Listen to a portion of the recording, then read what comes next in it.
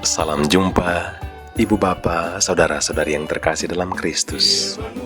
Sesaat lagi kita akan mendengarkan renungan harian dari Romo David Lemewu MGR. Mari kita siapkan hati dan selamat mendengarkan. Firman-Mu Tuhan, berita bagi kakiku, sabda yang hidup, terang bagi jalanku. Tuhan bersamamu. Inilah Injil Yesus Kristus menurut Lukas.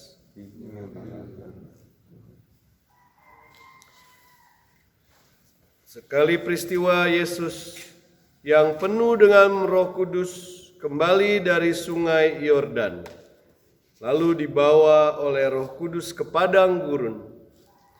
Di situ ia tinggal 40 hari lamanya dan dicobai iblis. Selama di situ, Yesus tidak makan apa-apa, dan sesudah waktu itu ia lapar. Lalu berkatalah iblis kepada Yesus, "Jika engkau anak Allah, suruhlah batu ini menjadi roti." Jawab Yesus kepadanya, "Ada tertulis, manusia hidup bukan dari roti saja." Kemudian iblis membawa Yesus ke suatu tempat yang tinggi, dan dalam sekejap mata ia memperlihatkan kepada Yesus semua kerajaan dunia. Kata iblis kepadanya, "Segala kuasa itu serta kemuliaannya akan kuberikan kepadamu, sebab semuanya itu telah diserahkan kepadaku. Dan aku akan memberikannya kepada siapa saja yang ku kehendaki. Maka kalau engkau menyembah aku, seluruhnya itu akan menjadi milikmu." Tetapi Yesus berkata kepadanya, "Ada tertulis, engkau harus menyembah Tuhan Allahmu, dan hanya kepada Dia sajalah engkau harus berbakti." Kemudian iblis membawa Yesus ke Yerusalem dan menempatkan Dia di bubungan bait Allah, lalu berkata kepadanya, "Jika engkau anak Allah, jatuhkanlah dirimu dari sini ke bawah. Sebab ada tertulis mengenai engkau, Allah akan memerintahkan malaikat-malaikatnya untuk melindungi engkau, dan mereka akan menatang engkau di atas tangannya, supaya kakimu jangan terantuk pada batu." Yesus menjawab katanya, "Ada firman, jangan engkau mencobai Tuhan Allahmu." Sesudah mengakhiri semua pencobaan itu, iblis mundur dari Yesus dan menunggu waktu yang baik. Demikianlah Injil Tuhan.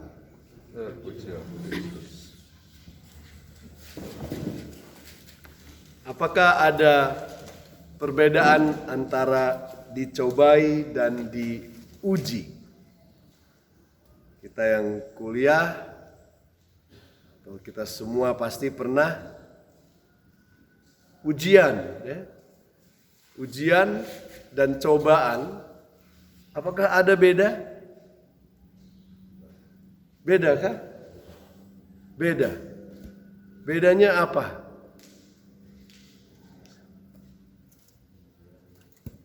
Kalau dicobai itu lebih seperti dia terasa negatif, ya. Dicobai. Tuhan tidak mencobai manusia, ya. Dia juga tidak mencobai anaknya sendiri, tetapi diuji. Ada ujian. Ujian itu untuk supaya tahu apakah isi dari kepala kita. Kalau kita ujian di STF Kaledelero, dia mau tes, ya. Apa tuh isi dari kepalamu? Sudahkah diisi dengan hal-hal yang diharapkan? Ya kan? Nah, Sekarang Yesus yang dicobai oleh iblis, bukan oleh Tuhan, dia tetapi mengalami sebuah ujian. Ujian untuk mengetahui ya, apa isi dari hatinya itu, ya kan? Apakah isinya benar-benar sesuai dengan yang dikatakan bahwa dia adalah anak Allah, ya.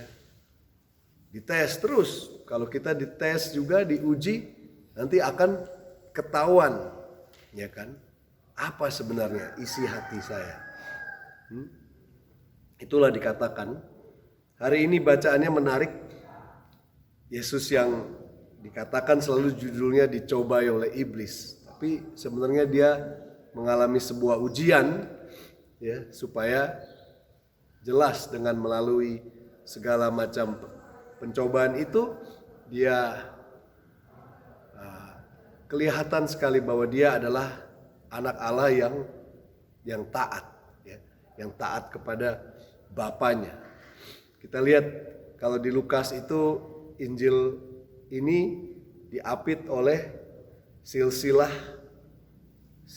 Tuhan Yesus, lalu diapit lagi dengan dimana dia membaca perutusan dia, Roh Kudus ada padaku, ya, dia mengutus aku untuk membebaskan para tahanan dan lain sebagainya. Jadi jelas bahwa dia anak Allah yang diutus, dia juga anak manusia, ada silsilahnya, dan di sini diketahui bahwa dari ujiannya itu bahwa dia ada anak Allah, dan kita akan buka sekarang. Nah, kita tahu, saya sering sudah mulai ngomong bahwa kalau diuji, cobaan itu sering datang kalau kita mengalami kekalahan, ya. Tapi di sini Yesus menang ujian, ya. Kekalahan itu, kalah itu apa? Kesepian, amarah, lelah, angkuh dan haus dan lapar. Kalau di sini dia sudah mulai haus dan lapar.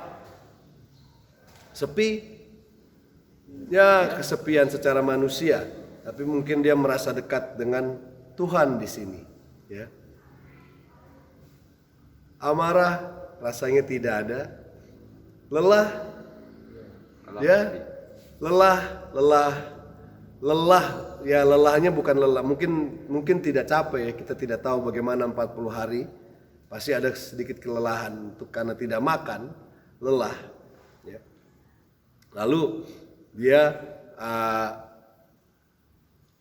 angkuh, tidak, ya, tidak angkuh. Dia tahu sebagai seorang anak Allah kerendahan hatinya, ya, tidak. Tapi yang pasti dia haus, mungkin dia lelah, mungkin dia sepi. Ini dia dicoba pertama kali. Lalu di sini dikatakan, saya ambil dulu di sini, bahwa dikatakan di penutup Injil ini, ya, iblis mundur dari Yesus, lalu menunggu waktu yang baik. Kapan Yesus dicobai lagi? Mulai saat Taman Getsemani. Sekarang kita lihat lagi kondisi Yesus di Taman Getsemani dan disalib, ya, dicobai itu. Kesepian, ya, karena waktu disalib dia katakan, Bapa, mengapa engkau meninggalkan aku? Beda sekarang, sudah lebih kesepian yang benar-benar sepi itu kalau Tuhan sudah tidak terasa dekat dia, ya. Yang pasti dia pasti tercobai untuk marah. Karena kalau kita dipukul di apa, bawaannya kan kita mau balik marah kan? Nah, tapi tidak, tapi dekat, ya. Dia tidak membiarkan dirinya marah, yang pasti. Lelah, jauh lebih lelah daripada puasa, karena sudah harus angkat salib, ya, dan lain sebagainya. Jauh lebih lelah, ya, lebih parah dia. Angkuh tidak, tapi haus dan lapar pasti, jelas. Jadi kondisi dia dicoba yang terakhir ini, iblis melihat ini lebih lemah lagi, lebih gampang lagi untuk jatuh, ya kan? Jatuhnya itu adalah jatuh dosa. Nah, kita lihat di sini bahwa tapi dia tidak membiarkan dirinya marah dan tinggi hati, ya. Itu yang bedanya, makanya dia masih bisa kuat mengalami cobaan dan ujian itu, ya. Nah, sekarang kita lihat di sini 3 cobaan yang dicobai, Yesus dicobai. Pertama, merubah batu menjadi roti. Lalu kedua,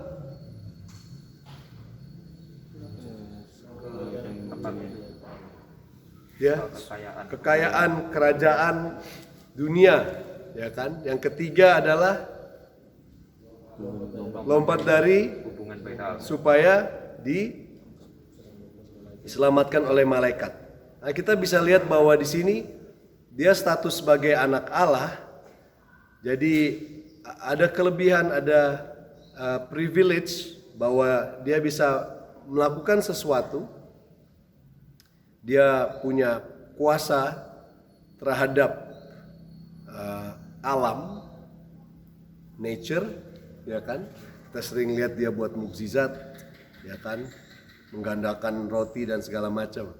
Lalu pastilah Tuhan itu berkuasa kepada manusia yang diciptakannya, ya kan? Jadi ini adalah 3 cobaan ini dilihat dari dia punya hubungan kita manusia, juga hubungan kita dengan alam, kita dengan manusia, dan kita dengan Allah, ya kan? Kita dengan alam dia bilang rubah itu batu menjadi roti, ya kan? Merubah alam, tapi untuk kepentingan siapa? Kepentingan diri dia sendiri. Lain saat dia mengubah alam itu, dia mengubah alam untuk kepentingan orang banyak yang lapar, ya, kepentingan orang lain yang sakit, ya kan? Jadi sekarang kepentingan untuk diri sendiri yang dia tolak. Lalu kedua, setan bilang saya punya kuasa untuk kerajaan, artinya kamu mau menjadi, kalau raja itu secara duniawi itu raja adalah dominasi, power kan. Jadi power kamu terhadap alam, sekarang power kamu terhadap manusia, ya. Kalau kamu raja berarti kan yang lain semua di bawah kamu kan, di bawah kekuasaanmu, power kamu kan. Dia dibilang sekarang kamu punya power terhadap manusia. Mau tidak? Dominasi terhadap manusia, terhadap alam, terhadap manusia. Lalu yang ketiga, hubungan dengan Allah, kita lihat cobaannya adalah dia harus tes Tuhan, paksa Tuhan untuk menyelamatkan dia. Jadi istilahnya kita mau dominasi dengan Tuhan. Jatuhkan dirimu, paksa Tuhan untuk menyelamatkan engkau. Padahal tidak perlu kan? Ya. Jadi kita lihat cobaannya ini adalah cobaan untuk mendominasi. Ya. Memang kita dikasih kekuasaan waktu kita diciptakan, ya. Kamu bisa yang mempunyai kuasa untuk alam dan untuk semuanya, ya kan, kita sebagai manusia.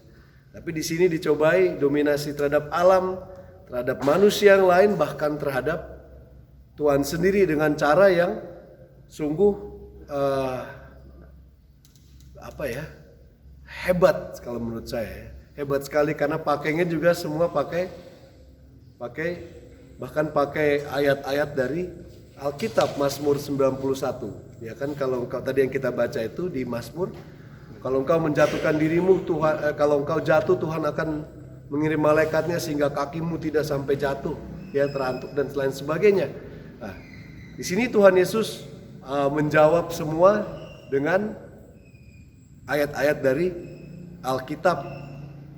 Semuanya itu dia pakai, ini bagus juga karena ini menjadi backdrop kita. Kadang-kadang kita sering melihat Injil ini hanya sebagai sekarang musimnya puasa, ya kan, harus kita puasa dan lain sebagainya.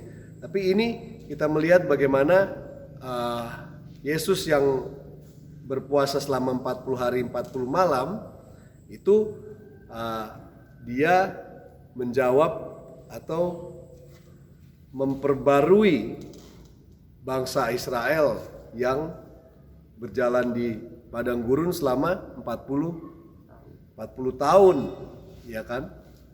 Ada juga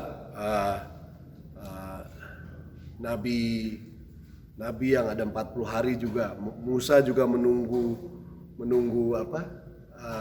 perintah Allah itu dia berpuasa 40 hari. Ada lagi nabi siapa? Elia ya, yang berjalan 40 hari tanpa makan juga ada kan. Tapi yang pasti bangsa Israel ini yang 40 tahun ini.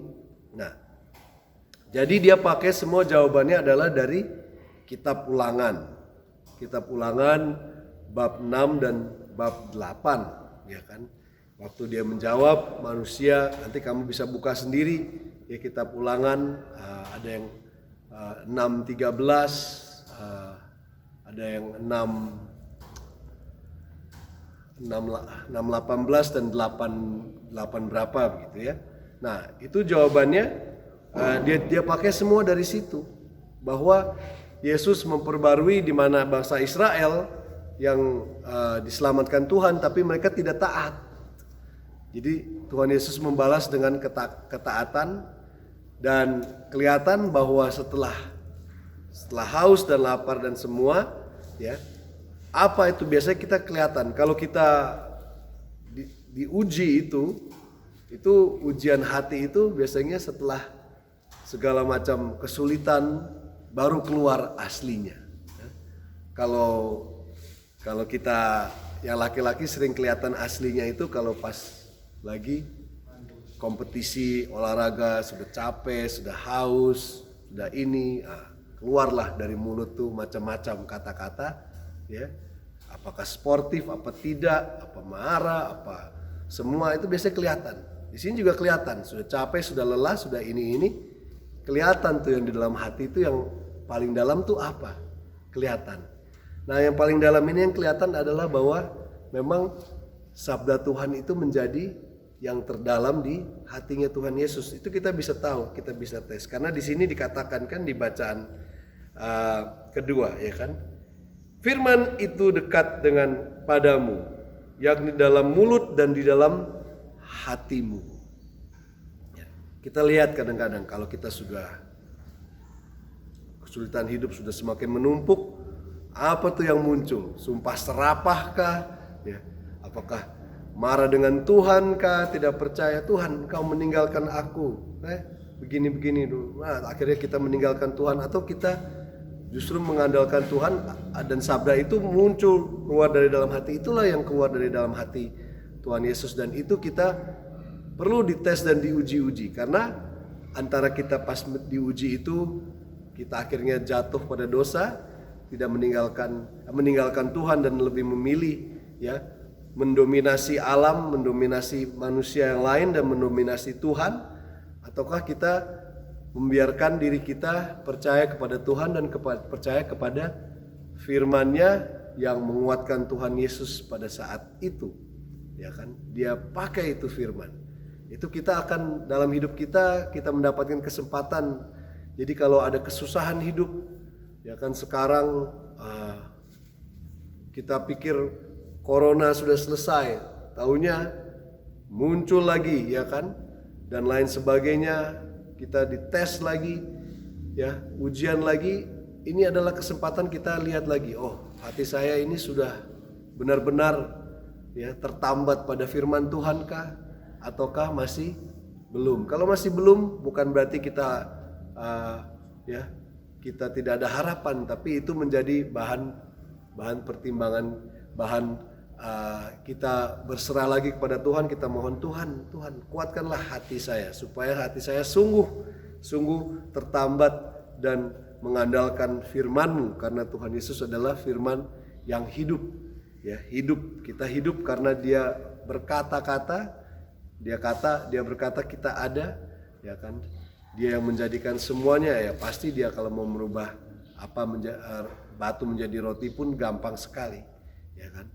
Nah, mari kita sungguh dalam segala ujian kita tidak mau mendominasi, ya. Alam memaksa manusia lain, memaksa Tuhan bahkan, supaya kita hidupnya menjadi enak, ya gampang saja dan tidak ada masalah. Tetapi justru kita mau melihat bahwa dengan ujian hidup kita, hati kita semakin dimurnikan, semakin dibentuk oleh Tuhan.